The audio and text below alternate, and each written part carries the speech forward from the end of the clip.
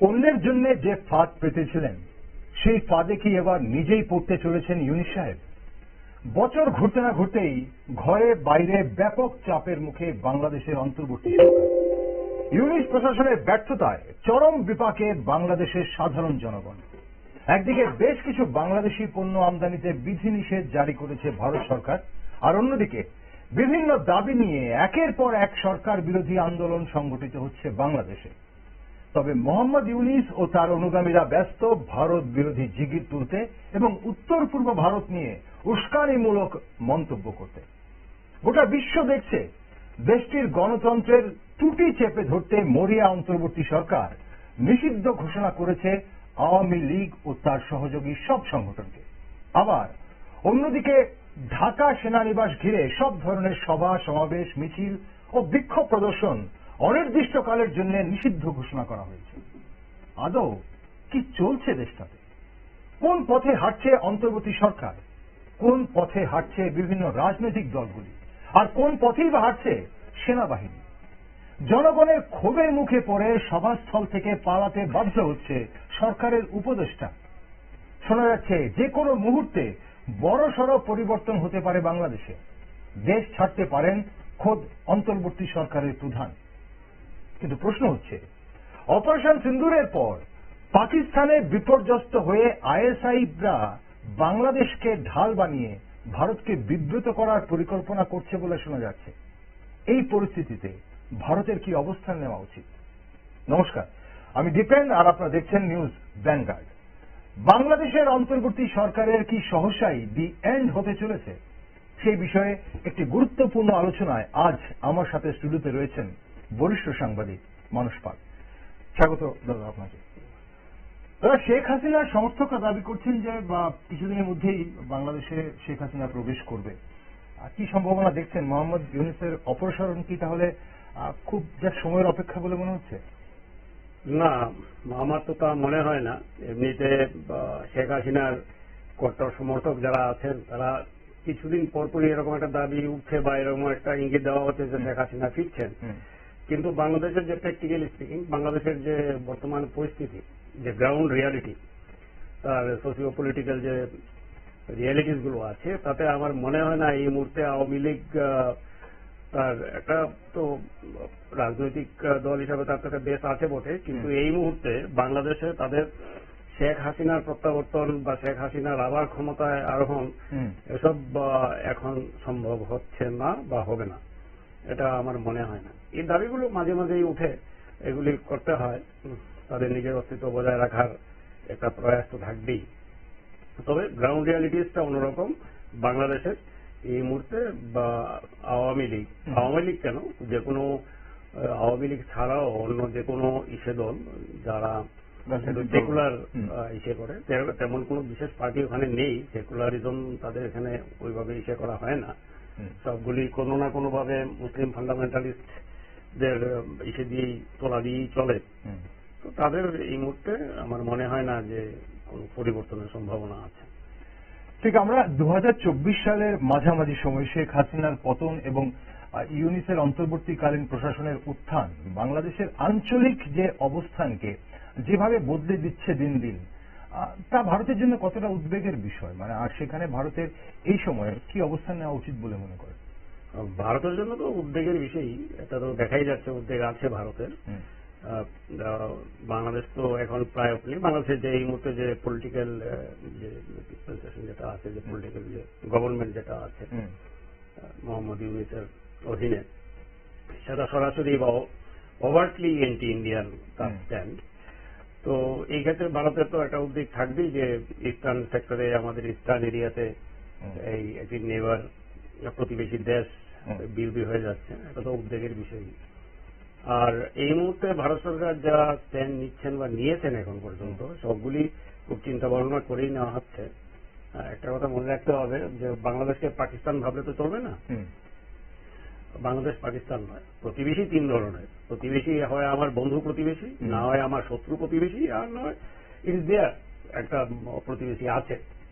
শত্রুও নয়, মিত্র হয়তো কিছুটা মিত্র, কিছু কিন্তু ওরা আছে। সামনে এবার স্যার দেয়ার।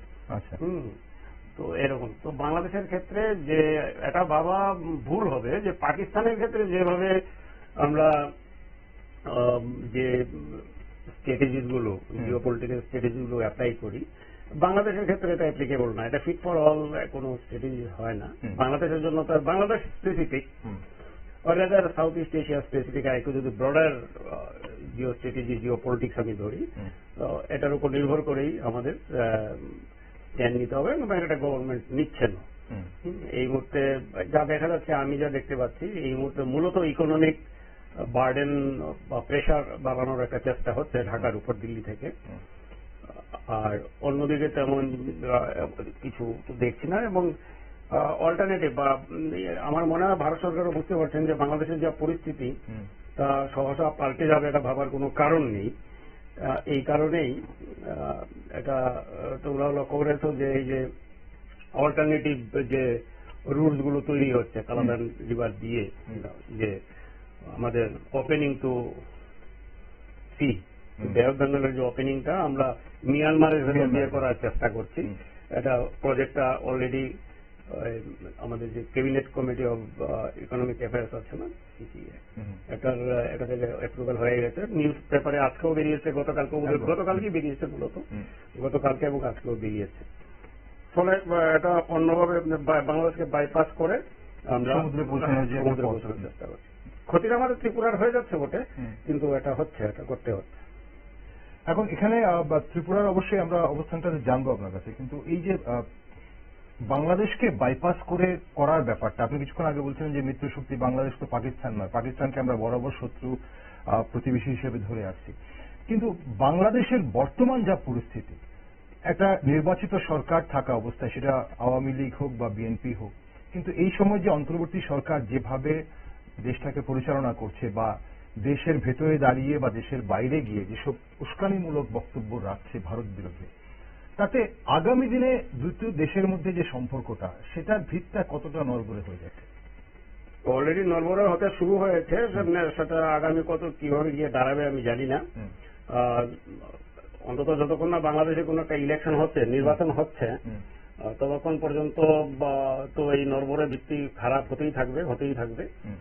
তারপর যদি ইলেকশন হয়, যদি ইলেকশন ডক্টর ইউনূস যদি করেন, তো ওনার ইচ্ছে বিশেষ আছে বলে মনে হয় না, এই করে সেই করে পিছুচ্ছেন। ইন এনি কেস যদি হয়, তার উপরও চাপ আছে। বিএনপি গতকালকে এবং পরশু খুব চাপ সৃষ্টি করছে যে ইলেকশন দাও। তো ইলেকশনটা যদি হয়ে যায়, তাহলে সেক্ষেত্রে যদি কোন একটা রাজনৈতিক দল আসে, বিএনপি আসুক বা যাই অন্য কোন একটা ওই যে অ্যালায়েন্স করে জামাত টামাতকে নিয়ে হলেও অ্যালায়েন্স করে যদি একটা পলিটিক্যাল পার্টি যদি আসে, তাহলে পরিস্থিতিটা তখন অন্যভাবে বিবেচিত হবে। এই মুহূর্তে যা চলছে এর বিশেষ কিছু এদিক সেদিক হবে বলে আমার মনে হয় না। একটা নির্বাচিত সরকার এলে তার নির্বাচিত সরকারে তার চিন্তা ভাবনা, তার সমস্ত কিছু অন্যভাবে থাকে। বাংলাদেশে যেভাবে ভারত বিদ্বেষের যে একটা পরিবেশ তৈরি হয়েছে এবং ভারত বিরোধী জিগির তোলাটাই সেখানে দেশাত্মবোধ হয়ে যাচ্ছে একাংশ বাংলাদেশের নাগরিকদের জন্য, এবং সেটাতে একদম প্রচ্ছন্নভাবে মদত দিচ্ছে মানে অন্তর্বর্তী সরকার এবং সরকারের বিভিন্ন উপদেষ্টারা। তো এদিকে একদিকে উগ্র মৌলবাদীদের প্রতি নরম মনোভাব, আর অন্যদিকে পাকিস্তানের সাথে দহরম মহরম। বর্তমান সরকার যেভাবে উগ্র মতাদর্শ এবং সন্ত্রাসবাদকে উস্কে দিচ্ছে, তাতে ভারতের জন্য মানে এই মুহূর্তে বাংলাদেশের প্রতি বিভিন্ন স্ট্যান্ড নেওয়াটা কতটা জরুরি হয়ে দাঁড়িয়েছে? হ্যাঁ, তা তো নিতেই হচ্ছে এবং নিচ্ছে না, একটার পর একটা তো হচ্ছে।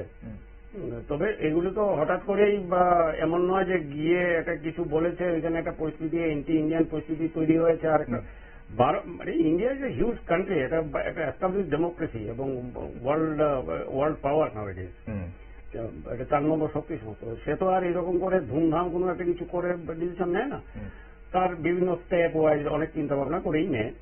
যে এখনই গিয়ে বাংলাদেশকে কি করবে, বাংলাদেশ একটা স্বাধীন রাষ্ট্র সেই অর্থে।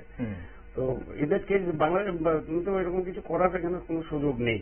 যা করতে হবে চিন্তা ভাবনা করে নিতে হবে। ওখানে শুধু বাংলাদেশের ভারত বিরোধী লোক যেমন আছে, কিছু কিছু ভারত কে ভালোবাসে এই ধরনের লোকও তো আছে। এই ধরনের একটা পপুলেশন রয়ে গেছে। একদম তো এখনো আওয়ামী লীগ বা পুরো শেষ হয়ে গেছে তো ভাবার কোনো কারণ নেই।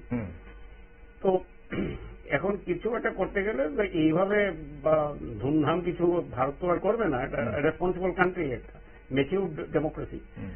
তো তার ওইভাবে চিন্তা ভাবনা করে ধীরে ধীরে স্টেপগুলো নেওয়া হচ্ছে, এবং আমরা দেখতে পাচ্ছি গতকালকেও ব্যান করেছে, কিছু ইম্পোর্ট ব্যান করেছে। তো এই জিনিসগুলো মাথায় রাখছে, যেগুলো কোন জায়গাতে হিট করবে, কতটুকু। খুব খারাপ হয়ে গেলে বাংলাদেশের পরিস্থিতি যদি আর্থিকভাবে খুব বেশি খারাপ হয়ে যায়, সেটাও আরো বেশি খারাপ। হ্যাঁ, মানে ওই যে আফগানিস্তান হওয়ার জন্য এটা খুব তাড়াতাড়ি এগোবে, তাহলে মানে the role will be more accelerated, down to dogs. তো ফলে একদম যে ইকোনমি, বাংলাদেশের পরিস্থিতি খুব বেশি খারাপ হলে সেটাও ভারতের জন্য উদ্বেগজনক। ভেতরে অর্থনৈতিক পরিস্থিতি বেশি খারাপ হলে সেটাও খুবই খারাপ হবে। ওই যে পপুলেশন স্পিল ওভার করবে, আমাদের এখানে আসবে। এই যে মাইগ্রেশন গুলো হয় না, এই যে ক্রস বর্ডার মাইগ্রেশন যেগুলো হয়, এগুলো পৃথিবীর কোনো দেশই আটকাতে পারে না, এটা হয় না। এটা সভ্যতার অঙ্গই, মানুষ এক জায়গা থেকে আরেক জায়গাতে যাবে, এটা অর্থনীতির সেই এটা যে কোন জায়গাতে ভালো অর্থনীতির দিকেই মানুষ ধাবিত হয়। আগে যেখানে ভালো খাবার পাওয়া যেত, সেই প্রাচীন কেভম্যানরা মাইগ্রেট করতো। আমরা আফ্রিকা থেকে এসেছি, মানুষ আফ্রিকা থেকে মাইগ্রেট করতে করতে সমস্ত পৃথিবীতে ছড়িয়েছে। তো migration is a natural phenomenon, মাইগ্রেশনটা হবেই। এটা ওই সাভানাতেও দেখা যায়, বছরে একটা সময় সব প্রাণী একদিকে দৌড়ে দৌড়ে দৌড়ে দৌড়ে চলে যাচ্ছে। তো মাইগ্রেশন হবে, এটাকে আটকানো যায় না। আমেরিকা আটকাতে পারেনি, ফ্লোরিডা ইসে দিয়ে আসছে, মেক্সিকো থেকে ঢুকছে, কিউবা থেকে ঢুকছে, সমস্ত পৃথিবী থেকেই ঢুকছে, আটকাতে পারছে না। তো ইন্ডিয়া তো এরকম আটকানো সম্ভব হবে। এখন বারবার এই যে গত আগস্ট মাস থেকে, 2024 সালের আগস্ট মাস থেকে বা জুলাই মাস থেকে আমরা যদি দেখি, সেই যে কোটা বিরোধী ছাত্র আন্দোলন ছিল, যেটা হাইজ্যাক হয়েছিল, সেই আন্দোলনের পর থেকে বাংলাদেশের পট পরিবর্তন হয়ে যাওয়ার পর থেকে ভারত বিরোধী জিগিরের পাশাপাশি আমরা বিভিন্ন সময়, ইনক্লুডিং প্রধান উপদেষ্টা, ওনার মুখে চিকেন নেক এবং ভারতের উত্তর পূর্ব ভারত নিয়ে, সেভেন সিস্টার নিয়ে অনেকবার ওনার মন্তব্য শুনেছি, বক্তব্য শুনেছি। উনি এবং ওনার অনুগামীরা বারবার বলেছেন। এখন প্রশ্ন হচ্ছে যে চিকেন নেকটাকে নিয়ে ভারত কি ভাবছে, বা ভারতের উদ্বেগের জায়গাটা কি সেই জায়গাটাতে? শুধু কি মানে জায়গাটা সরু বলে ওই জায়গাটাকে মানে দখল করে নেওয়ার সম্ভাবনা কিছু, এরকম কিছু, নাকি অন্য কিছু আছে এখানে? এখানে সমস্যাটা কি হচ্ছে? সমস্যাটা হচ্ছে যে এটা চিকেন নেকের সঙ্গে নর্থ ইস্ট জড়িয়ে গেছে। তো এখানে এটা ব্রডার জিও পলিটিক্যাল একটা ইসে রয়ে গেছে, একটা ইমপ্লিকেশনস রয়ে গেছে। প্রথম কথা হলো, এগুলো অনেকগুলো খুব কমপ্লেক্স এগুলো। হ্যাঁ, প্রথম কথা হলো যে একটু যদি বিশদে বলতে হয়, এই জিনিসটা না হলে বোঝার একটু ইচ্ছা আছে। প্রথম কথা হলো যে ইউএসএ যে সাউথ ইস্ট এশিয়া পলিসি, এই মুহূর্তে সাউথ ইস্ট এশিয়া পলিসিতে তারা চায়নাকে কাউন্টার করার চেষ্টা করছে। China is this very strong emerging একটা ফোর্স, একটা কান্ট্রি, সেকেন্ড। হ্যাঁ, তো তাকে কাউন্টার করতে ইউএসএ, এটা বাইডেনের সময় ছিল, রিপাবলিকান সময় ছিল, ডেমোক্রেটদের সময় ছিল, রিপাবলিকান সময়ও আছে। বাইডেনের সময় ছিল, ইসের সময়ও বা ট্রাম্পের সময়ও এটা চলছে, বরঞ্চ এটা অ্যাগ্রেসিভ ওয়েতে হচ্ছে। তাদের এই পলিসিটা কি মূলত হচ্ছে কি, এই যে সাউথ চায়না সি এবং ইস্ট চায়না সি, এই দুটো সির পাশাপাশি যে কান্ট্রিজ গুলো আছে, এগুলোর উপর ইউএস প্রভাব বাড়ানো। তো এখানে যে আমরা যদি একদম উপরে যদি দেখি, তাহলে ওইদিকে যদি ফিলিপিন্স আছে, ফিলিপিন্সের সঙ্গে বহু পুরনোই তাদের সম্পর্ক, ইউএস এর খুব স্ট্রং বন্ডিং আছে। তারপর যদি আমি দেখি নর্থ কোরিয়া, সাউথ কোরিয়া যদি দেখি, সাউথ কোরিয়ার সঙ্গে খুব ভালো বন্ডিং আছে। নর্থ কোরিয়ার সঙ্গেও একবার মনে আছে কি না তোমাদের, জানি না, যেমন একটা সময় বা এই ট্রাম্পের ফার্স্ট যে ইসের সময় উনি চেষ্টা করেছিলেন একটা সম্পর্ক তৈরি করতে, কিম উনের সঙ্গে দেখাও করেছিলেন ইত্যাদি। তারপর আমি যদি আরো একটু নিচে আসি, তারপর দেখবো ভিয়েতনামে ইউএস এর এসে বাড়ছে, ইনফ্লুয়েন্স বাড়ছে। তারপর মালয়েশিয়ার দিকে বাড়ছে, ইন্দোনেশিয়ার দিকে বাড়ছে। তো এর সঙ্গে যদি আমি দেখি যে এই যে জায়গাগুলো, এগুলো সবগুলো কিন্তু সমুদ্র east China sea, south China সির মধ্যেই এগুলি রয়ে গেছে। আর একটু গেলে প্যাসিফিক, ইন্দো প্যাসিফিক রিজিয়ন যেটা। তো এই এলাকাগুলোতে চায়নার যে মেইন ডেভেলপমেন্টটা হয়, মেইন ডেভেলপমেন্টের যে সেটা হচ্ছে সমুদ্রের পাড়ে থাকা ইস্টার্ন সেক্টরে বেশি হচ্ছে, বেশি হয়েছে সবসময়। হ্যাঁ, এটা আমি আরো অনেক জায়গাতে বলেছি। তো কি হয়েছে, ওই এইদিকে এই কান্ট্রিজ গুলোর উপর যদি ইনফ্লুয়েন্সটা থাকে ইউএস এর, তাহলে কি হয়, সাউথ চায়না সি শুধু ওইখানে প্রতি বছর $4.3 ট্রিলিয়ন মালপত্র আসা যাওয়া করে। তো এটার উপর একটা কন্ট্রোল আসছে। আচ্ছা, তারপর সাউথ চায়না সির নিচে প্রচুর অয়েল এবং গ্যাস রিজার্ভ রয়ে গেছেন, trillion cubic metre, 198 or something trillion cubic metre gas রয়ে গেছে, ওয়েল রয়ে গেছে। এটার দিকেও নজর আছে। এছাড়া অন্যান্য যে সামুদ্রিক যে রিসোর্স গুলো আছে এগুলোর দিকেও নজর আছে। তো আর ইউএস এর এখন ওই যে মিডল ইস্টের যে middle east theatre is now of, virtually of. তো ফলে তার বিজনেস টিজনেস যাই হোক, এগুলি অর্থের বাজারে হোক, যাই হোক, সমস্ত কিছু এখন এই ইস্টার্ন সাইডে করার একটা শিফট করতে হচ্ছে। তো এটা করতে গেলে যেমন সেই ভিয়েতনামের কথা যদি বলি, Vietnam is a communist country, but ভিয়েতনামের সঙ্গে চায়নার সম্পর্কটা একটু বেশি এই সেই সি নিয়ে, এগুলো সব ফিলিপিন্সের সঙ্গে যেমন মধুর নয়, ফিলিপিন্সের সঙ্গে তো কিছুদিন পরপরই লেগে যায়, আর ভিয়েতনামের সঙ্গে মধুর নয় এটা সম্পর্ক। ফলে 95 থেকেই 95-এ ভিয়েতনামের পরে ওই সব ভিয়েতনাম ওয়ার তো জানোই না, সৃষ্টি করে, যেটা ওই গালফ অফ টংকিং থেকে শুরু হয়েছিল যেটা। তো এই 95 থেকে ভিয়েতনামের সঙ্গে ডিপ্লোম্যাটিক শুরু হয় ইউএস এর। তারপর থেকে সম্পর্কটা এখন খুবই ভালোর দিকেই চলছে। এটা তো এইটা একদম সমুদ্রের সঙ্গে এই দিকটাতে আছে। এখন চায়নাও চাইছে যে চায়নার এটাকে বলে string of pulse policy. String of pulse policy হলো এই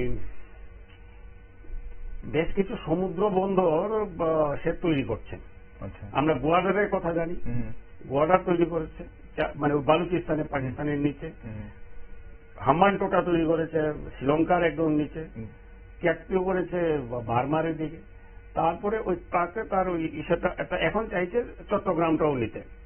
হ্যাঁ, সে ওই মালাক্কা স্টিল দিয়ে তাকে দেশের ওই যে অয়েল ট্যাঙ্কার গুলো নিয়ে যেতে হয়, যে জাহাজগুলো নিয়ে যেতে হয়, ওই দিকে গালফ অফ এডেন দিয়ে আসে বা গালফ অফ হরমুজ দিয়ে আসে, এসে এটা এইরকম আরব সাগরে আসে, আরব সাগর থেকে নিচে ইন্ডিয়ান ওশেনে আসে, ইন্ডিয়ান ওশেন থেকে বে অফ বেঙ্গলে যায়, বে অফ বেঙ্গল থেকে মালাক্কা স্ট্রিটের ভেতর দিকে গিয়ে সাউথ চায়না সিতে পড়ে, তারপর ইস্ট চায়না সি, তারপর চায়নাতে অনেকটা ঘুরপাক হয়ে যাচ্ছে। বিশাল ঘুরপাক, এবং এন্টারটাই চলছে কি, এন্টারটাই চলছে ভারতের যে স্ট্র্যাটেজিক ইনফ্লুয়েন্সের আন্ডারে। ঠিক, আরব সাগরে এই জায়গাটাই হোক, ইন্ডিয়ান ওশেনই হোক, বে অফ বেঙ্গলই হোক, মালাক্কা স্টেটে দিয়ে যাচ্ছে। এই জন্য আন্ডামানে আমাদের একটা ডাইরেক্ট বিশেষ আমাদের 3টা বাহিনীর একটা সেন্ট্রাল কমান্ড, একটা কমান্ড ওখানে আছে।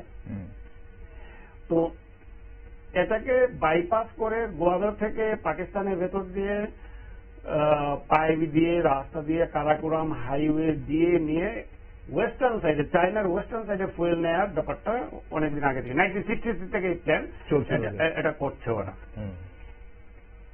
এদিকে কি হয়েছে, এদিকেও চায়না যাতে এই ইউএস এর ইনফ্লুয়েন্সটাকে আটকাতে পারে, ইউএস এ যে সাউথ চায়না সির আশেপাশে যে কান্ট্রিগুলো কথা আমি বললাম, ফিলিপিন্সই হোক, সাউথ কোরিয়া হোক, ভিয়েতনাম হোক, মালয়েশিয়া হোক, এই যে এইগুলো, সিঙ্গাপুর বাই এন্ড লার্জ এইগুলিকে কাউন্টার করতে গেলে তাকে কি করতে হচ্ছে বলে, আমাকে চট্টগ্রাম পোর্ট দাও, হ্যাঁ চট্টগ্রাম পোর্ট দাও, তারপর ওই সোনাদিয়া, কুতুবদিয়া, এরকম ছোট ছোট অনেকগুলি জায়গা আছে, এগুলি যদি তুমি আমাদের দাও ইত্যাদি ইত্যাদি।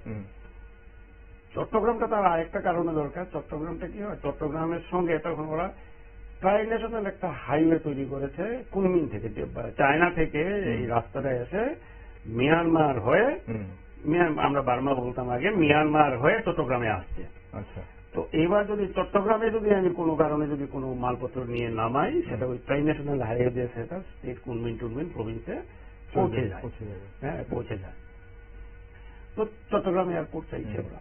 তার একটা এখন মূল কথাটা এই যে ইউএস এবং চায়না দুটোরও কোনো একটা স্ট্র্যাটেজিক ইনফ্লুয়েন্স এখানে লাগছে। ভারত এখানে একটা বড় প্লেয়ার। হুম, হ্যাঁ, মানে ইন্ডিয়ান ইনফ্লুয়েন্স ইজ খুব বাড়ছে, খুব র্যাপিডলি বাড়ছে। বাড়ছে। হ্যাঁ, আর সাউথ এশিয়ার সঙ্গে বা এশিয়ান কান্ট্রিজ গুলোর সঙ্গে আমাদের কি হয়েছে, আমাদের একটা সিভিলাইজেশনাল একটা যোগাযোগ বহুদিন ধরেই আছে। আছে। এটাও একটা ব্যাপার। তো আর সফট পাওয়ার পলিসি যেটাকে বলে, মানে এটা জোসেফ নাই বলে একজন ইকোনমিস্ট এটা ইউজ করেছিলেন, যে ডিপ্লোমেসি তিন ধরনের, একটা হচ্ছে হার্ড ডিপ্লোমেসি, হার্ড পাওয়ার ডিপ্লোমেসি, একটা সফট পাওয়ার ডিপ্লোমেসি, একটা মিডল পাওয়ার ডিপ্লোমেসি ইত্যাদি। তো এইসব জিনিসগুলোকেও কাউন্টার করার ব্যাপার দাঁড়িয়েছে। তো আমেরিকা ইন্ডিয়াকেও সঙ্গে চাইছে, কোয়াড বলে যেটা করেছে, কোয়াড জাপান, তারপর ইন্ডিয়া, অস্ট্রেলিয়া, ইউএসএ, হ্যাঁ, কোয়াড্রিল্যাটারাল যে কপারেশনটা কোয়াড বলি। কোয়াড মানে যদি আমি চারটা ইসেকে একসঙ্গে করি, এটা চতুর্ভুজের মতো চলে আসছে, রেক্ট্যাঙ্গুলার হয়ে যাচ্ছে। তো এখন চায়না দেখছে যে বাংলাদেশকে যদি আমি আরো বেশি আমার ইনফ্লুয়েন্স বাড়াতে পারি, তাহলে শুধু আমার যে অস্ত্র বেচা বা মালপত্র বেচা এগুলো নয়, আমার স্ট্র্যাটেজিক ইনফ্লুয়েন্সটাও বাড়বে। যেখানে তো ওরা একটা প্রশ্ন উঠেছে যে ওরা লালমনিরহাট বলে একটা জায়গা আছে চিকেন নেকের নিচে, চিকেন নেক থেকে 50 কিলোমিটার এই জায়গাতে তারা একটা বিমান ঘাঁটি করার চেষ্টা করছে। তো বিমান ঘাঁটি করা আর পোর্ট করার মধ্যে একটু পার্থক্য আছে। পোর্ট মূলত ধরে নেওয়া হয় পোর্ট ডেভেলপমেন্টের মধ্যে ইকোনমিক অ্যাক্টিভিটিস বেশি চলবে, হ্যাঁ, পাকিস্তান এয়ারফোর্সের বেস করা এটা altogether different story. It's basically এটা ডিফেন্স, অফেন্সিভ ডিফেন্সের একটা একটা স্ট্যাপ। এইখানে আরেকটা জিনিস মনে রাখতে হবে, এই জায়গাটা কিচেন নেক যদি লালমনিরহাটে যদি হয়, যদি পাকিস্তানি এয়ারবেস হয়, দেন ইট উইল ক্রিয়েট অনেকগুলো সমস্যা আছে। এখন অনেকেই বলছে, মানে শোনা যাচ্ছে যে চীনের প্রতিনিধিরা এসে দেখে গেছে এবং সেকেন্ড পার্টি সেখানে পাকিস্তানকে দেওয়া হচ্ছে। মানে চীন পাকিস্তান দুজনেই বিমান ঘাঁটি ব্যবহার করতে পারে। পাকিস্তানের ব্যাপারটা আমি ঠিক জানি না, তবে চীনের কাছে চীনের এরকম একটা চায়নার একটা প্রপোজাল আছে, এটা আমি শুনেছি। এটা কতটুকু এগিয়েছে আমার জানা নেই, কিন্তু একটা প্রপোজাল আছে লালমনিরহাটে ওদের ডিফেন্স করে, এটা আছে, এটা নিউজে বেরিয়েছে। এখন সমস্যাটা হচ্ছে চিকেন নিয়ে দুটো সমস্যা আছে। এটাকে আমি যে প্রথম সমস্যাটার কথা বলছি, যদি এখানে করে তাহলে কি হয়েছে, আমরা যদি দেখি চিকেন টেকের উপরে যদি দেখি না, দেখবো এই যে আমাদের যে স্টেটগুলো আছে যেগুলো ওই যে চায়নার বর্ডার নিয়ে, এই স্টেটগুলোর ডেভেলপমেন্ট যেটা আর কি, আই মিন নর্দার্ন এরিয়াতে চায়নার সঙ্গে যে এলাকার যে ডেভেলপমেন্টটা, এটা বহু বছর ধরে হয়নি। হ্যাঁ, বহু বছর ধরে হয়নি। ওই সময় একটা পলিসি ছিল যে ওইখানে জঙ্গল টঙ্গল যা আছে থাক, ডেভেলপমেন্ট করলে পরে ওই জঙ্গল টঙ্গল পেরিয়ে চাইনিজরা আসতে পারবে না। বাট 62-তে আমরা দেখে গেছি যেগুলো এসছেও। তো 2010 থেকেই চায়নাও শুরু করেছে, আমরাও শুরু করেছি রাস্তা বানানো। আচ্ছা, রাস্তাটা কি হয়েছে, আমি যদি দেখি এই যে অরুণাচলের বেশিরভাগ রাস্তা কিন্তু খুব দুর্গম ওসব অঞ্চল। তারপর সিকিমে তো একটা রাস্তা আমার যেতে, তারা করেছে কি একদম বর্ডার লাইনে রাইট ফ্রম তিবেত থেকে এরকম রাস্তা একদম বর্ডার লাইনে, কি মানে ইন্দো চায়না বর্ডারে কোনোটা মানে 0 পয়েন্ট থেকে কয়েকশো মিটার, কতগুলো আছে 1-2 কিলোমিটার, এর মধ্যে বিশাল রাস্তা বেরিয়েছে, যেগুলো দিয়ে বেইজিং থেকে ডাইরেক্ট কুনমুন হয়ে এই রাস্তা দিয়ে একদম সিকিমের দোরগোড়ায় যে পিএলএ আছে, পিপলস লিবারেশন আর্মি, যেটা মানে চাইনিজ আর্মি, যেটা এটা কয়েক ঘন্টার মধ্যে চলে আসতে পারে। এটা গেল। তাহলে আমি নর্দার্ন দিকে আমি অলরেডি চীন আমাকে ঘিরে রেখেছে, ওটা ইনফ্রাস্ট্রাকচার তৈরি করে রেখেছে, আমরা তৈরি করছি 2010-এর পর থেকে। বেসিক্যালি কি হয়েছে, এগুলো করতে গেলে এই যে রাস্তাগুলো এগুলো করার জন্য অনেকগুলো করার চেষ্টা করা হয়েছে আগে, কিন্তু করতে গিয়ে ওই এনভায়রনমেন্টাল ক্লিয়ারেন্সটা পাওয়া যেত না। এই এনভায়রনমেন্ট আমাদের ইন্ডিয়ার যা হয়, এনভায়রনমেন্টের কি হয়, এনভায়রনমেন্টের যে সেগুলো আইনগুলো খুব কড়া, সবার জন্য সুপ্রিম কোর্ট এটা দেয়ই না। হ্যাঁ, কিন্তু আমাদের রাস্তা করতে গেলে এটা করতে হয় অ্যালপাইন জোন, মানে ওই 14,000 ফিট উপরে যে আলপাইন দেবদারু গাছের যেখানে আমরা পাই মাউন্টেনিয়াস যে রিজিয়ন, এটার মধ্যে দিয়ে আমার রাস্তা করতে হবে, প্রচুর মানে গাছ কাটা পড়ে, বিষে কাটা পড়ে, এই কারণে এতদিন পাইনি। তারপর একটা সুপ্রিম কোর্ট একটা ন্যাশনাল সিকিউরিটির ব্যাপার, এটা দেখিয়ে আলটিমেটলি এটা পেয়েছে যে আচ্ছা ঠিক আছে, এখন এই রাস্তাগুলি করছে বিআরও, হ্যাঁ, বর্ডার রোড অর্গানাইজেশন করছে। এটাও কি একদম মানে বর্ডারের পাশ দিয়ে যাচ্ছে? বিভিন্ন জায়গাতে, সব জায়গাতে একদম নিচ্ছে, যাতে একদম ইমিডিয়েটলি যেগুলো আগে তো ইন্ডিয়ান মিলিটারি যাবার কোনো সুযোগই ছিল না বর্ডারে, হ্যাঁ, যেটা 62-তেও এরকমই হয়েছে। অনেক দূরে এগিয়ে এসে থেমে তারপর হেঁটে যেতে হতো, ইনফেন্ট্রি যেতে পারতো, আর্টিলারি যাওয়া তো মহা সমস্যা। হ্যাঁ, বড় বড় যে কামান গুলো থাকে এগুলো যাবে কোথায়, রাস্তাই নেই শিরোতে। হ্যাঁ, আর পাহাড়ি মানে সোজা রাস্তা হলে খেতে খেতে দিয়ে চলে গেল সেটা বুঝলাম, কিন্তু এখানে তো পাহাড়ি রাস্তা, পাহাড় সব, ফলে রাস্তা আমাকে করতেই হচ্ছে। তো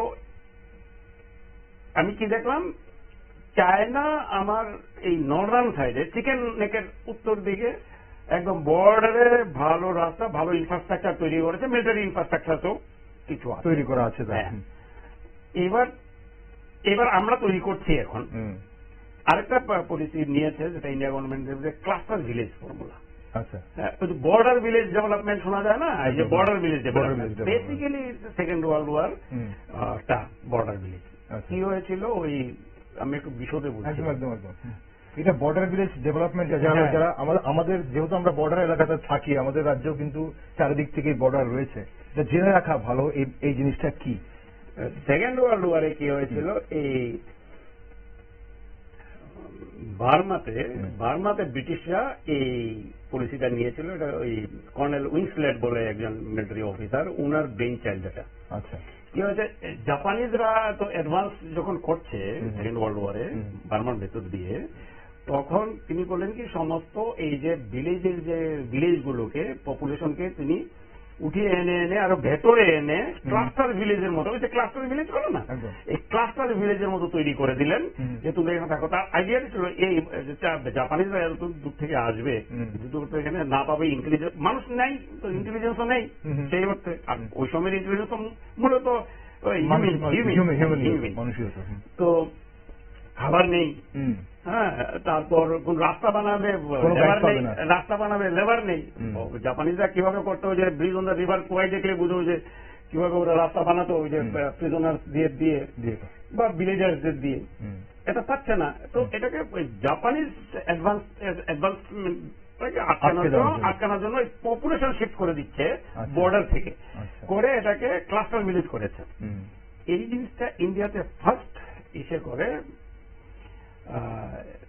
চেষ্টা করা হয় এই মিজোরামে ওই যে সময় আমাদের এমএনএফ এর সঙ্গে যে সময় খুব চলছে, মিলিটেন্সি যখন তুঙ্গে, তখন এই ক্লাস্টার ভিলেজ ফর্মুলা করা হয়। এখন ক্লাস্টার ভিলেজ ফর্মুলাটাকে আগে তো সরিয়ে এনে রাখা হতো ইসের জন্য, আটকানোর জন্য, জাপানিদের আটকানোর জন্য শুরু হয়েছিল। এইবার আমরা করলাম কি, এবার নিলাম যে ভিলেজগুলো এগিয়ে দাও, হ্যাঁ, এবার এগিয়ে দাও এবং গিভ দেম অল ফেসিলিটিস। এইটা ত্রিপুরাতে অনেকগুলি ক্লাস্টার ভিলেজ আছে, যেখানে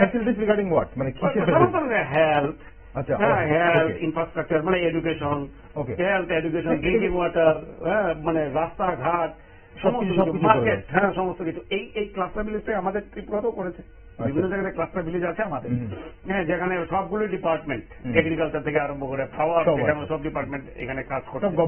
কারণ কি, ওইখানে এক জায়গাতে থাকলেই আমার গভর্নমেন্ট ফ্যাসিলিটিস গুলো পৌঁছানোর সুবিধা, হ্যাঁ। আর পাহাড়ের ওইখানে একবারই, ওইখানে আর একবারই কি করে পাওয়ারে যাবে, ইলেকট্রিক লাইনই বা কি করে যাবে, রাস্তায় বা কি করে যাবে, হেলথ কেয়ার ফ্যাসিলিটিস আমি কি করে, একটি মায়ের যদি এক্সপেক্টিং মাদার যদি একটি বেবি জন্ম দেবে, তাকে হাসপাতাল কি করে আনবে।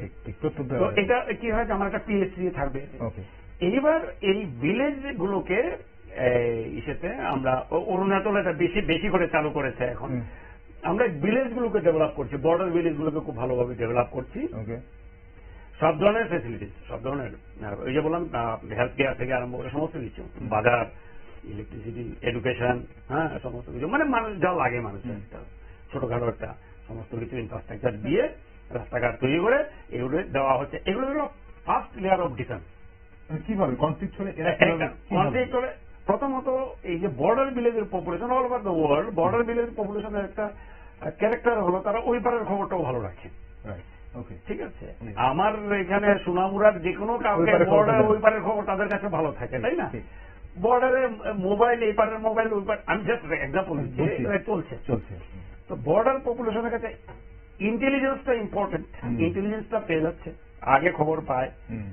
কার্গিলের যে সময় হয়, তো কার্গিলের খবর তো ওইখানে কোন এক বড় ভিলেজার এনে দিয়েছে, আমাদের ইন্টেলিজেন্স তো ফেলিউর ছিল, ঠিক কিনা? বাট আমাদের যে ইন্দো চায়না ওয়ারের সময় যে এই যে ফরওয়ার্ড সেটা হয়েছিল, ওদের ফরওয়ার্ড পোস্ট যেগুলি তৈরি করেছিল, এটাও ভিলেজার্সই এনে দিয়েছে, মানুষই দেখেছিল সেখানে। তো এই সুযোগটা পাওয়া যাবে। তাছাড়া এটা হচ্ছে একটা সুবিধা, ইন্টেলিজেন্সটা পাওয়া যাবে, ইন্টেলিজেন্স পাওয়া যাবে। তারপর আমার আর্মি গেল বা আমার কোনো একটা প্রয়োজনের ক্ষেত্রে এই ভিলেজ পপুলেশন আমার সব দিক দিয়ে সাহায্য করবে, আমি সাহায্যের জায়গাটা পাবো। আর development make hell of difference. এটা আগের যে পলিসি ছিল, নেহরুবিয়ান পলিসি, ওগুলো জঙ্গল থাকুক, তাতে না ওরাও আসতে পারবে না, ওই মশার অর্ধেক মরে যাবে আস্তে আস্তে, অর্ধেক মরে যাবে মশার কামড় খেয়ে। এই পলিসিটা ডিসকার্ডেড পলিসি। এখন যে ডেভেলপমেন্ট যত থাকবে ততই তোমার ডিফেন্সটাও তত স্ট্রং থাকবে। তো এই জিনিসগুলো আমাদের এই পলিসিগুলো, এখন আমরা রাস্তা বানাচ্ছি, ভিলেজ শিফট করা হচ্ছে, ভিলেজ বর্ডার ভিলেজ ডেভেলপমেন্ট তো হচ্ছে। এখন যদি চিকেন নেকের এদিকে আসি তাহলে আমার বাংলাদেশ পড়ে যাচ্ছে, তাই না? রংপুর, নীলফামারী, রংপুর, তারপর সৈয়দপুর, অনেকগুলি জায়গা আছে, হ্যাঁ। তারপর গাইবান্ধা পড়ছে একটু নিচে, উপর দিকে ঠাকুরগাঁও, এইসব জায়গাগুলি পড়ছে। তো এখন এই চিকেন নেকের আরেকটা সমস্যা, আমি বলছিলাম না একটা সমস্যা চাইনিজ সমস্যা। এখন যদি উপরে এইদিকে রাস্তা রাস্তা করে ওরা মিলিটারি ইনফ্রাস্ট্রাকচার তৈরি করছে, আর এখানে আমার আবার একটা বসিয়ে রেখেছে একটা এয়ারফোর্স, হ্যাঁ, তাহলে it makes a hell of difference. 20 kilometre. এছাড়া আরেকটা জিনিস হচ্ছে ইসলামিক টেরোরিস্ট যারা, সেকেন্ড পার্ট। এবার ইসলামিক টেরোরিস্টরা বলছে যে এই এরিয়া নিয়ে আমরা ওই খোরাসান পাকিস্তান পর্যন্ত এক্সটেন্ড করছি আমাদের ইসে, এটাকে বলে ওই তাদের কথায় ওই যে ইসলামিক খেলিফেট। হ্যাঁ, এটার একটা স্ট্রিপ আমরা তৈরি করব, বাংলাদেশ, মিয়ানমার, আসাম, নর্থ ইস্টের এই জায়গাগুলো হয়ে, অরুণাচল নেই, আসামটা নিয়ে এই চিকেন নেক হয়ে ইউপি টুপি ধরে বিহারের এই জায়গাটা, এই এরিয়াগুলো মুসলিম ইসে মেজরিটি ধরে একদম কাশ্মীর পর্যন্ত নিয়ে যাবে। এটা আইএসআইএস এর একটা প্ল্যান ছিল, আইএসআইএস এর দাবিক বলে একটা তাদের মুখপত্র ছিল। এটা 14th এডিশন, এটা আমার কাছে ছিল, আমি এটার উপর দেখেছি। এটার উপর তারা এটা শুধু বাংলাদেশের উপরেই তারা এই যে দাবিটা তৈরি করেছে, বাংলাদেশের অপারেশন কিভাবে করবে কি না করবে, এটা ওর কথা ডিফারেন্স স্টোরি, আমি আর এটাতে যাচ্ছি না। এটা খুব ইন্টারেস্টিং ব্যাপার, কারণ বর্তমান পরিস্থিতি দাঁড়িয়ে এই যে জায়গাটা আপনি বললেন, আসাম হয়ে উত্তরপ্রদেশ, খোরাসান, এই যে eastern sector, sorry western sector যেটা আছে পাকিস্তান, আফগানিস্তান নিয়ে ওরা একটা ইসে করবে, এটার সঙ্গে এটাকে কানেক্ট করবে, উত্তর ভারতে মানে হিমালয় পাদদেশে এই জায়গাটা ধরে ওই জায়গাটা গিয়ে পৌঁছবে ওরা, এরকম একটা তাদের প্ল্যান। ম্যাপটা আমি আগে জানলে তো ম্যাপটা নিয়ে আসতাম, তাদের ম্যাপটা সমস্ত কিছু ছিল আমার কাছে। তো এটা আইএসআইএস এর পলিসি ছিল, এবং আইএসআইএস বলেছে যে আমরা বাংলাদেশে, ওরা বাংলাদেশ শব্দটা ইউজ করেনি, বলেছে বেঙ্গল। কবের কথা, মানে এটা আমি বলছি কি দাবিটা বেরিয়েছে, এটা 14th এডিশন, এটা হলো 2014, মানে 11 বছর আগে, 10 বছর হয়ে গেল, 10 বছর। 2014 অথবা একটু পরেও হতে পারে, কারণ এটাতে ওই যে তাদের একটা বেকারিতে যে অ্যাটাক হয়েছিল, পাকিস্তানের সরি বাংলাদেশের একটা বেকারিতে অ্যাটাক হলো না, ওই যে গিয়ে মেরে দিল, বেকারিতে বসে খাচ্ছিল সবাই, এটার পরে, কারণ তারা আইএসআইএস এটার দায়িত্ব নিয়েছিল এটাতে।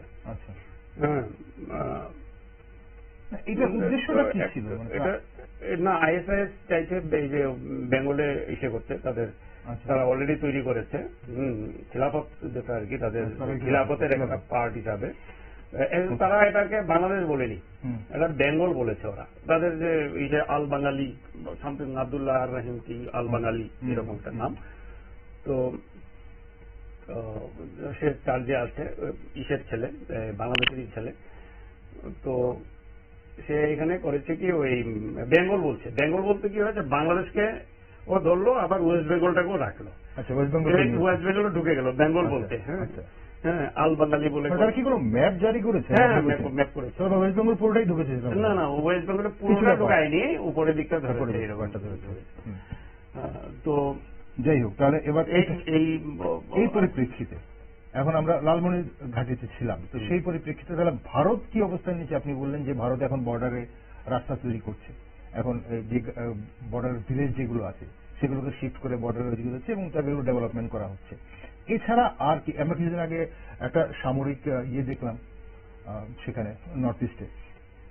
এটা এখন তো ব্যাপারটা হচ্ছে কি, এই যে এই থ্রেড গুলো আসে লালমনিরহাটে চায়না এয়ারবেস করতে চেয়েছে বলে করতে পারবে এরকম এত সোজা নয় ব্যাপারটা, এত সোজা নয়। কারণ ব্যাপারটা ভারত কি এখানে হস্তক্ষেপ করতে পারে? ও স্ট্র্যাটেজিক্যালি বা তো ডিপ্লোম্যাটিক্যালি তো প্রেসার করতেই পারে। এটা তখন ওই ইউএসএ সঙ্গে লাগবে, ইউরোপিয়ান কান্ট্রিজ গুলো সঙ্গে লাগবে, ইউরোপিয়ান ইউনিয়ন পাশে লাগবে।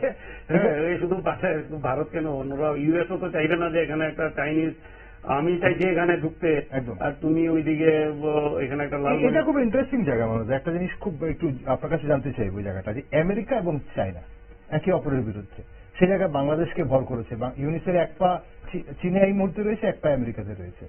ভারতের মার্কেট বিজনেস, যখন বিজনেসের কথা যদি আপনারা চিন্তা করেন, সেখানে আমেরিকা হোক বা চীন হোক, তাহলে ভারতের একটা মার্কেট রয়েছে। তাহলে বাংলাদেশকে ভর করে কোন জায়গায় যেতে চাইছে যদি ভারতই সঙ্গে না থাকে?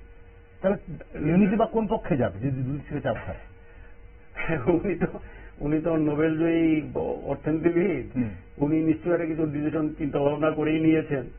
তো আমি জানি না, কিন্তু সবগুলি তো দেখছি সুইসাইডাল। হ্যাঁ, তো উনি তো নিচ্ছেন নোবেল বিজয়ী অর্থনীতিবিদ।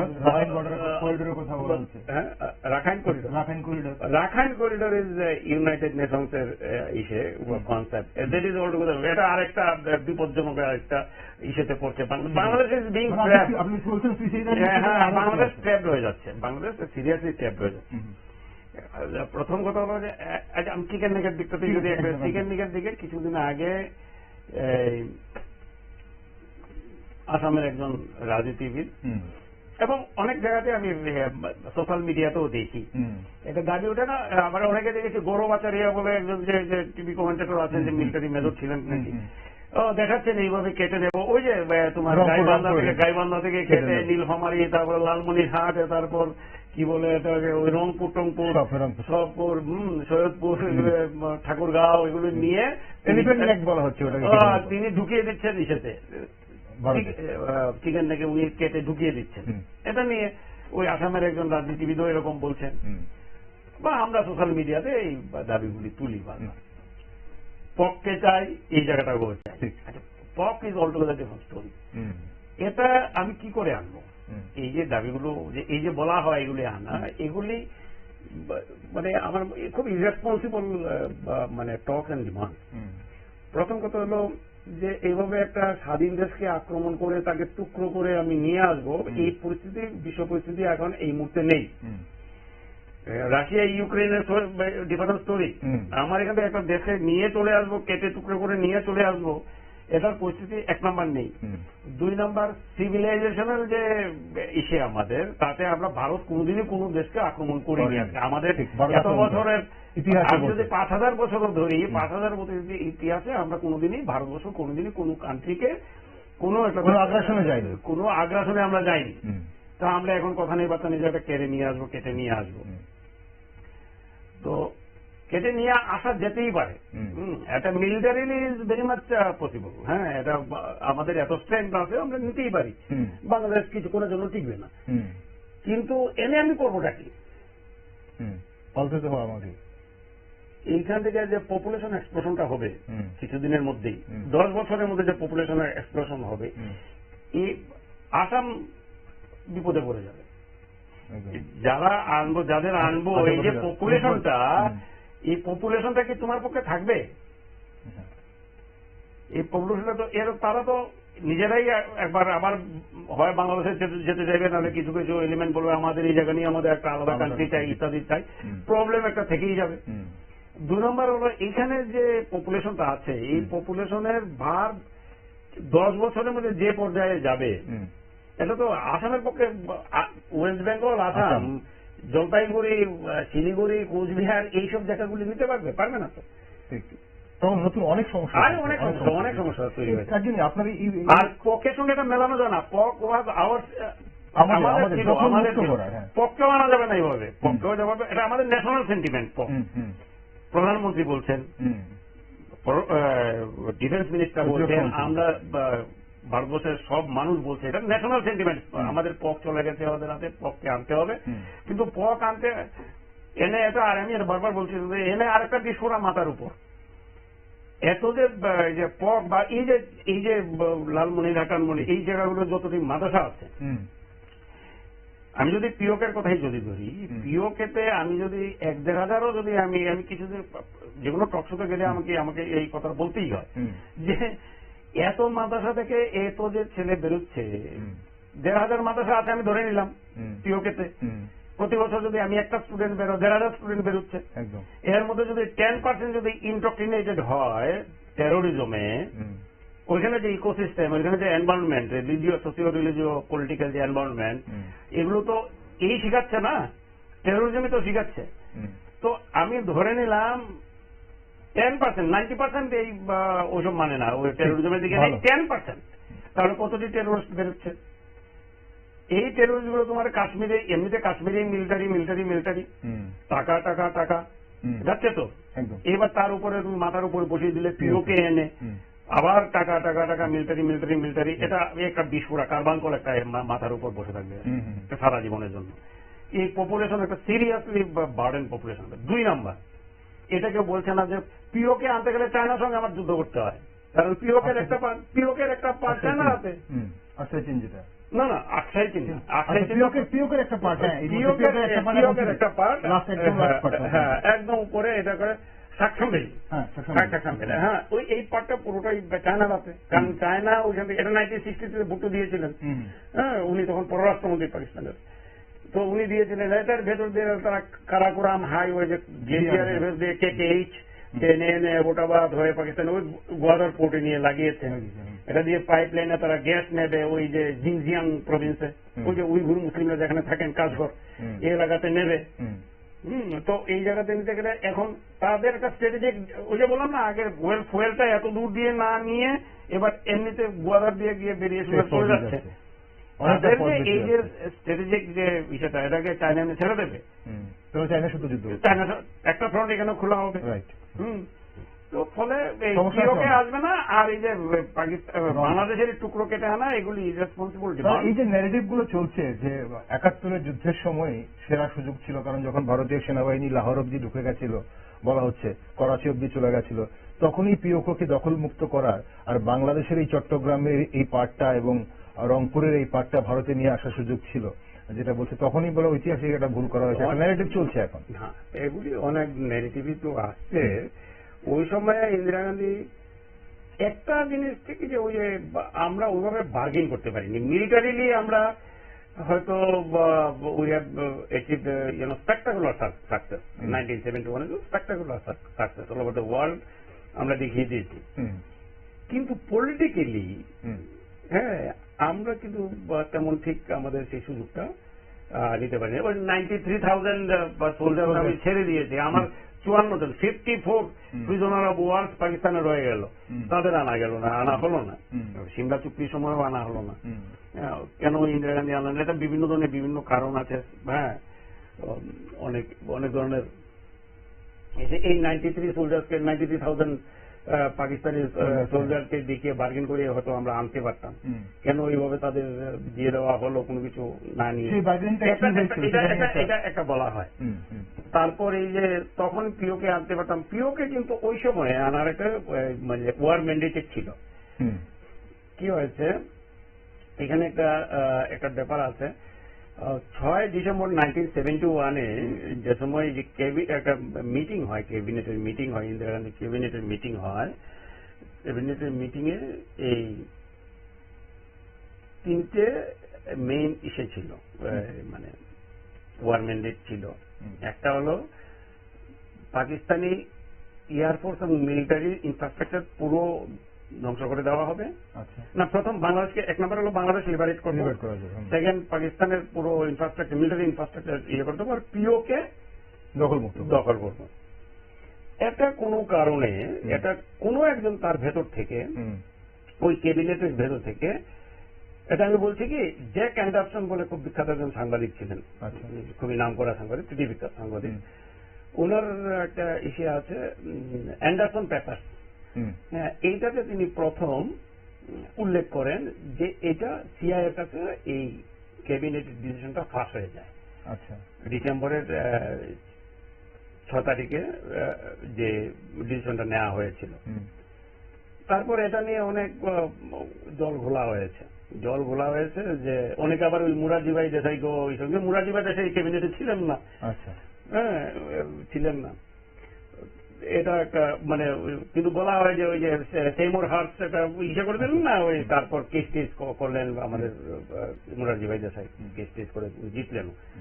একটা আলটপ কয়েকটা বিষয় এলিগেশন নিয়ে এসেছিল ওনার কাছে, উনি সিআইএর এজেন্ট বলে, আচ্ছা, সেটা অন্য স্টোরি। হুম, তো এই পক আমাদের ওয়ার ম্যান্ডেটে ছিল, কিন্তু আলটিমেটলি এটা করা হলো না। এটা করা হয়নি। যুদ্ধটা এই সম্ভব আমি জানি না, না, বাংলাদেশ তো লিবারেট হলো, বাংলাদেশ দ্বিতীয়বার যেটা হলো, পাকিস্তানের ইনফ্রাস্ট্রাকচার পুরোপুরি ধ্বংস করা হয়নি, সেটা হয়নি। আর পিওকটা 2 আর 3 হয়নি। 2 আর 3টা হয়নি, 2 আর 3টা হয়নি। এটার পেছনে কোনো ডিপ্লোমেটিক কোনো চাপ কিছু ছিল কিনা। তবে এই ওয়ার ম্যান্ডেট কিন্তু সিআইএ এর কাছে লিক হয়ে গেছিল। এটা সিআইএ যে পরবর্তী ক্ষেত্রে যে সিআইএ যে পেপার গুলো যে ডিক্লাসিফাই করেছে, এই পেপার গুলো আমার কাছেও আছে, এগুলো তো আছে। এই যে জ্যাক অ্যান্ডারসনের বইটাও আমার কাছে আছে, দি অ্যান্ডারসন পেপার, ছোট্ট বই, এরকম ছোট্ট বই, হ্যাঁ, 1972 তে লেখা। ওকে, এখন বর্তমান পরিস্থিতির মধ্যে আমরা অনুষ্ঠানের সময়ও ফুরিয়ে আসছে দাদা। খুব এই যে রাখাইন করিডরটা নিয়ে কি চলছে বাংলাদেশে, এটা জানা খুব দরকার আমাদের। রাখাইন করিডোরটা আসলে ইউনাইটেড নেশনস এটা প্রপোজ করেছে যে তুমি ওই যে ইসের জন্য, ওই যে রোহিঙ্গাসদের জন্য, আচ্ছা, যে তাদের কাছে যাতে এই যে এই পারাগান প্রভিন্সে যারা যেখানে, ওখানে আমরা যাতে সবসময় মালপত্র ওই মানে ওই রিলিফ ম্যাটেরিয়াল পৌঁছাতে পারি, হ্যাঁ পৌঁছাতে পারি, তুমি এর জন্য ইজি গোয়িং যাতে হয়, এটার জন্য ওই আমাকে একটা হিউম্যানিটেরিয়ান করিডোর, এই হিউম্যানিটেরিয়ান করিডোর বলছে ওরা, একটা করিডোরের মতো দাও, যেটা বলতে এই এলাকা দিয়ে আমার এই মালপত্রগুলো সবসময় রিলিফ ম্যাটেরিয়াল যাবে, রিলিফ ম্যাটেরিয়াল যাবে ইসের কাছে, এই যে রোহিঙ্গাদের জন্য, রোহিঙ্গাদের এই অবস্থা ইত্যাদি ইত্যাদি। এটা হলো গিয়ে বেসিক আইডিয়া, আমি খুব যেতে যাচ্ছি না তোমার সময়। এখন প্রশ্নটা হলো এটার পেছনে, এটা আবার আরেকটা ট্রেন্ড। এখন কি হয়েছে, এই যে মিয়ানমারে এখন আরাকান আর্মি একটা আছে, আবার মিয়ানমারের মিলিটারি তো আছেই, পাওয়ারই আছে। রোহিঙ্গারা এতদিন মার খেত মিয়ানমারের আর্মির আছে, এখন খাচ্ছে আরাকান আর্মির আছে, ঠিক আছে। এবার ইউএসএ চাইছে, ইউএসএ যে জিনিসটা, ইউএসএ এই যে হিউম্যান করিডোর যেটা বলছে, হিউম্যানিটেরিয়ান করিডোর যেটা বলছে, হ্যাঁ, হিউম্যানিটেরিয়ান করিডোর যেটা বলছে, এই করিডোরের ভেতর দিয়ে তারা either Arakan army or military, Myanmar military, তাদের কাছে এখন আর্মস পৌঁছাবে না কি পৌঁছাবে আমরা জানি না। ওকে, হ্যাঁ, আর আমাদের আরেকটা থ্রেট হলো ওই দিক দিয়ে এখন ড্রাগস আসবে, মানে ড্রাগস আসার পরটাও কিন্তু